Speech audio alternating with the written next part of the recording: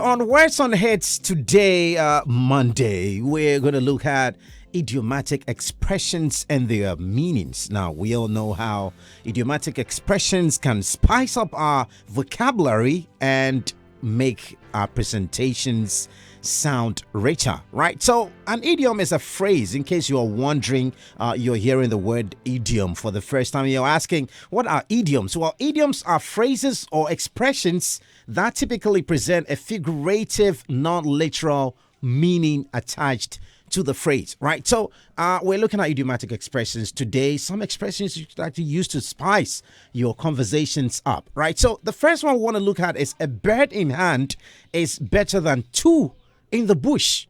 So what do I mean when I say a bird in hand is better than two in the bush, right? So what I mean is an opportunity in hand currently is better than a prospect in the future, because time never repeats itself.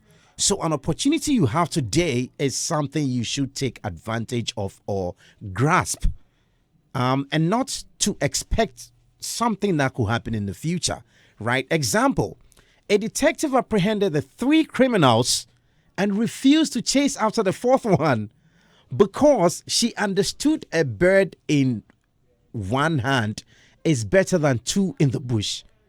You have three criminals in hand. So why don't you get a better grip of the three criminals rather than go chasing a fourth one? So she understood a bird in one hand is better than two in the bush, right? So that's the expression right there.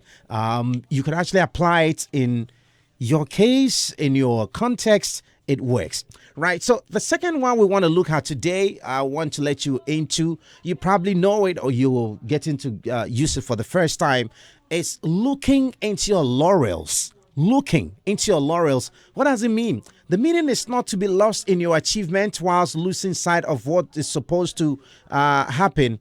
Not to be lost in your achievements while losing sight of what is supposed to happen, right? So example, look to your laurels but not rest on it, right? So that's another expression you could use.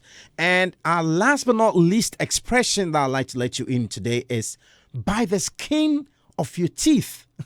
By the skin of your teeth, right? So the meaning of this is to be successful at a venture or something by a slim chance, right? By the skin of your teeth, right? So the meaning is to be successful at a venture or something by a slim chance, or to barely get by or make it. Example, Lester made it to the dance competition by the skin of his teeth.